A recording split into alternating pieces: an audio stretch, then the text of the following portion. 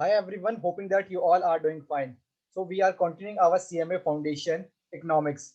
So today we are discussing about आज जो हम डिस्कस करेंगे वो करेंगे monopolistic competition market. Okay, perfect competition market वो भी कर लिया था लास्ट लेक्चर में, और मोनोपोली जो था वो भी हमने कर लिया था। अब जो हमारा बच गया है मोनोपोलिस्टिक कंपटीशन मार्केट, इसके बारे में थोड़ा पढ़ते हैं हम। Okay, the concept of monopolistic competition was introduced by Professor Chamberlain. Okay, so one MCQ में 1 मार्क में क्वेश्चन आ सकता है कि जो मोनोपोलिस्टिक कंपटीशन मार्केट का जो कॉन्सेप्ट था किन्होंने इंट्रोड्यूस किया था, तो इसको अंडरलाइन कर लेते हैं, professor Chamberlain. It is a market with many seller and a product. अगर मैं कंक्लूसिव वे में बताऊं तो जो मोनोपोलिस्टिक कंपटीशन मार्केट होता है वो परफेक्ट कंपटीशन मार्केट और मोनोपोली दोनों का बोल सकते हो कॉम्बिनेशन होता है। ओके, कुछ जो कैरेक्टरिस्टिक्स होते हैं वो परफेक्ट कंपटीशन के होते हैं, कुछ जो कैरेक्टरिस्टिक्स होते हैं वो होते हैं आपके मोनोपोली के। दोनों के कुछ कुछ कैरेक्टरिस्टिक्स को ऐड करके एक तीसरी मार्केट बनती है मोनोपोलिस्टिक मार्केट, जिसको इंट्रोड्यूस किसने किया था? Professor Chamberlain. It is a market with many seller of a product but different in certain aspect. Okay, monopolistic market को समझ सकते हैं जैसे डिटॉल साबुन हो गया हमारा, या लाइफ बॉय साबुन हो गया। अलग अलग कंपनियां हैं, किसी की कुछ कैरेक्टरिस्टिक्स अलग हैं, कुछ की कैरेक्टरिस्टिक्स अलग है, लेकिन अल्टीमेट तो सोप में ही कंसीडर किया जाता है उसको। The features of monopoly and competition are combined in this market. Okay, that is why I say कि कंपटीशन जो परफेक्ट कंपटीशन होता है और जो मोनोपोली मार्केट उसके कैरेक्टरिस्टिक्स क्या होते हैं, इनमें कंबाइन होते हैं। Hence it is called monopolistic competition. Example cosmetics जो मैंने बोला था, और शॉप यानी जो साबुन होता है, जो अलग अलग कंपनियां, डिटॉल हो गया, लाइफ बॉय हो गया, सिंथॉल हो गया। Characteristics of monopolistic competition, a considerable number of producers, यानी सामान को बनाने वाले भी काफी सारे, देखना होगा सोप की कितनी सारी कंपनियां होती हैं। A commodity is produced by considerable number of producers, यानी सामान को बनाने वाले काफी ज्यादा है मात्रा में। Since there are large number of producers, no one control the output in the market, competition will be among the producers. Okay, so we can say that कि यहाँ पर competition होता है क्योंकि बहुत सारे एक ही सामान को बनाने के लिए बहुत सारे दुकानदार होते हैं। प्रोडक्ट डिफरेंशिएशन, भले ही दुकानदार अलग अलग होते हैं, लेकिन उनके जो प्रोडक्ट होता है उनमें कुछ ना कुछ अलग अलग खासियत होती है। किसी प्रोडक्ट में कुछ खासियत होती है, किसी दूसरे प्रोडक्ट में कुछ और खासियत होती है। तो जो फीचर्स होते हैं हर प्रोडक्ट के अलग अलग होते हैं। The commodity of each producer will be different from that of other producer. The difference may be due to material use, colour, design, smell, packaging, trademark. किसी का पैकेजिंग का जो फॉर्म है वो एक अलग है, किसी का जो डिजाइन है वो अलग है, किसी का कलर अलग है, कुछ ना कुछ किसी में अलग कैरेक्टरिस्टिक्स होती है।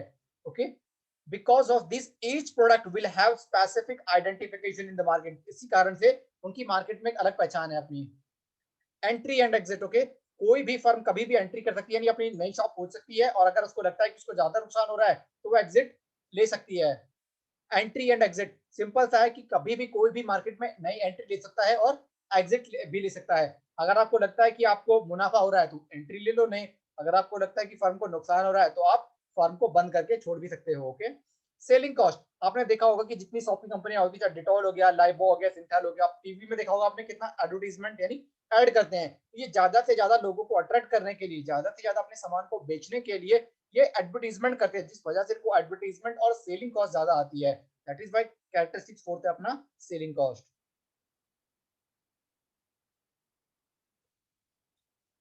Imperfect knowledge. ओके, क्या होता है कि जो बायर होता है यहाँ पर उसको नॉलेज तो होती है, लेकिन वो क्या करता है, ज्यादा अट्रैक्ट होता है जो टीवी में ऐड देखता है, या जो रोड पे चल रहा होता है तो बड़े बड़े बैनर देखता है, लक्स के जो बैनर होता है कि कौन सा हीरो है, में उसको अट्रैक्ट होकर देखता है, वो अपनी नॉलेज नहीं लगाता, बस उनको अट्रैक्ट होकर देखता है कि अगर शाहरुख खान ये चीज ऐड कर रहा है तो हो सकता है कि बढ़िया होगा।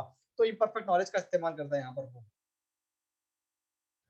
प्राइस डिसीजन, अब होता क्या है कि अगर एक फर्म अगर अपने प्राइस को कम करेगी तो दूसरी फर्म को भी प्राइस को कम करना पड़ता है, एक फर्म अगर बढ़ाती है तो दूसरी को भी बढ़ाना पड़ता है।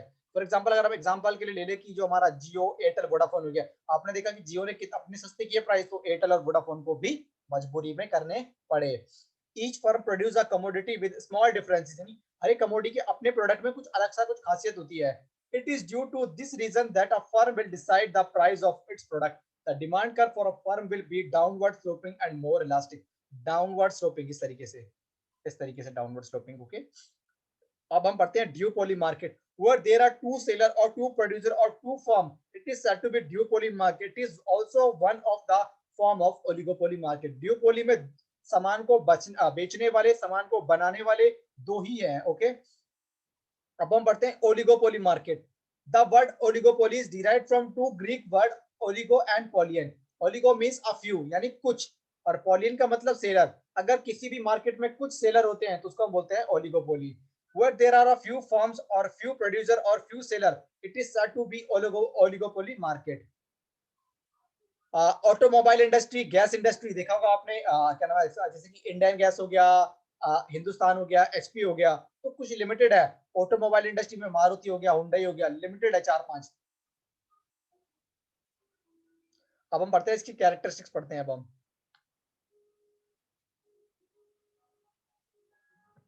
चलिए आइए देखिए. अब market with a small number of producer, यदि सामान को बनाने वाले बहुत कम है, 2, 3, 4. द प्रोडक्ट में बी होमोजेनियस और देयर में बी डिफरेंसेस, प्रोडक्ट एक जैसा भी हो सकता है या प्रोडक्ट में डिफरेंसेस भी हो सकते हैं. Since producer are few, each firm produce a large portion of the output. It is market with competition among the few. यानी यहाँ पर competition कुछ ही लोगों में होता है. This market exists in automobile, electrical and cigarette. Cigarette की भी आपका आईटीसी हो गया, 2-3 कंपनीज है. ऑटोमोबाइल में भी 2-3 कंपनी, और मारुति हो गया, हुंडई हो गया.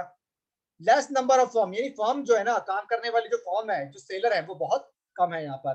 The number of producer are few, that is around five in this market. Each one produces a large part of the total output. He can control the output in the market. A firm can change the price by supplying either more or less.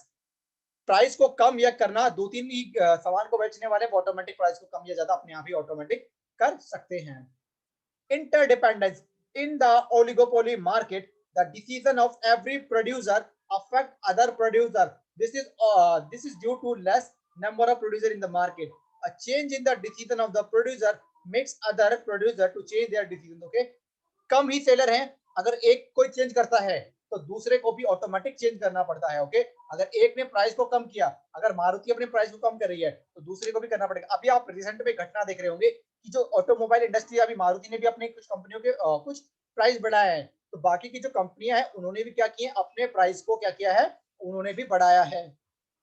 अब हम बात करते हैं selling cost. Yes, यहाँ पर भी advertisement कर दिया आपने, मारुति को भी दिखा होगा, हुंडई को भी दिखा होगा. ये सब कंपनियां जो है अपने क्या करती है, टाटा की कंपनियां हो गई, ये भी क्या करती हैं, अपना एडवर्टाइजमेंट करती हैं, और इनको भी क्या करता है, एडवर्टाइजमेंट की कॉस्ट आती है, जिसको हम सेलिंग या मार्केटिंग की कॉस्ट भी बोल सकते हैं. Sometime commodities are produce with small differences, उनके बीच में क्या हो सकता है, थोड़ा बहुत डिफरेंस हो सकता है. The each firm makes a huge expenditure on advertisement. It is the oligopoly that we can see the highest expenditure on selling cost. आइए अगला देखते हैं, uncertainty और rigid price. It uncertainty, it will be difficult to guess what kind of demand curve will be there for a firm. Every time when producer change his decision, other producer will also change their decision. Therefore, it is not possible to expect price output condition to be same in the market. अब हम पढ़ते हैं rigid price. In this market, firm will not change price. They follow a rigid price. Firm कोई भी price को change नहीं करती है, जो अदर फर्म कर रही है वही वो करते हैं. अगर अदर फर्म ने प्राइस कम किया तो वही वो भी करेंगे, अदर फर्म ने प्राइस चेंज नहीं किया तो वो भी चेंज नहीं करेंगे. A firm cannot increase price because other firm will not raise their prices. The firm that increases the price will be put into loss. यानी अगर जो अपना प्राइस बढ़ाएगी, बाकी ने अपना प्राइस नहीं बढ़ाया, तो ग्राहक सस्ते वाले को खरीदेंगे, इस वजह से जिसने अपना प्राइस बढ़ाया उसको क्या होगा, नुकसान होगा. If one reduces its price, other will also be do the same. Therefore, all the firm will follow a price without making any changes in it. Hence, it is called rigid prices. अब हम बात करते हैं equilibrium of the firm under perfect competition. Okay, तो दो condition है, जहां पर मेरा एमसीएमआर इक्वल होता है, बराबर होता है, वो मेरा इक्विलिब्रियम होता है, और जहां पर मेरा एमसी कर्व जो है वो काटता है एमआर को फ्रॉम बिलो. दो कंडीशन होनी चाहिए equilibrium in the perfect market competition. Okay, MC मेरा एमआर के बराबर हो, मार्जिनल कॉस्ट बराबर होनी चाहिए मार्जिनल रेवेन्यू के, और एमसी कर्व यानी मार्जिनल कॉस्ट कर्व काटेगा नीचे से किसको, मार्जिनल रेवेन्यू यानी एमआर कर्व को. देखिएगा गाइस, इस एग्जांपल में देखते हैं हम. ये मेरा, ये हो गया मेरा डिजाइन, और मेरा कर्व हो गया यहाँ पर ओ वाई और ओ एक्स.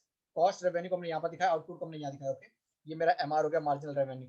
यहाँ से मेरा धीरे धीरे मार्जिनल कॉस्ट गिरती है, फिर क्या होती है, बढ़ना स्टार्ट होती है. तो जहां पर भी मुझे काट रहा है, ये मेरा इक्विलिब्रियम पॉइंट होता है. Okay, hope you understand. ये हो गया मेरा मार्जिनल रेवेन्यू. मार्जिनल कॉस्ट क्या होती है, ऊपर से गिरती है गिरती है गिरती है, फिर बढ़ना स्टार्ट हो जाती है. तो ये नीचे से गिरी यहाँ से, और फिर बढ़ना स्टार्ट हो गई. तो ये मेरा जो ई होगा यहाँ पर, जहां पर ये आपस में काट रहे हैं, देख रहे हैं एमसी और एमआर आपस में काट रहे हैं, एमसी और एमआर आपस में काट रहे हैं, तो ये मेरा इक्विलिब्रियम, इसको हमने ई और ई1 से दिखाया है.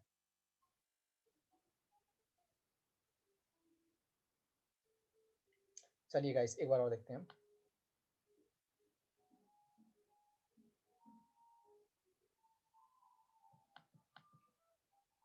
In the above diagram, output is shown on OX axis. Output is shown on OX axis. ये रहा हमारा आउटपुट को हमने OX पे दिखाया और रेवेन्यू और कॉस्ट को हमने OYX पे दिखाया. In the diagram, MR is a marginal revenue curve. MC is the marginal cost curve. It intersect the MR curve from below at point E1. Okay, E और E1 दोनों पर काट रहा है. It means at E1 the two conditions are satisfied, so the equilibrium output is determined at इतना. यानी दो condition कौन कौन थी जहां पर MC और MR आपस में बराबर होता है और MC जो है MR को नीचे से काटता है. So होप आज का जो लेक्चर है वो समझ में आया होगा. After watching this video, still you have any doubt, you can ask me, and slowly we will complete our economics, then we will start our business. Okay, still you have any doubt, you can ask me, and if you want to give me suggestion, you can also give me suggestions. Okay, suggestions are also always welcome. So we will meet in next lecture. Bye guys.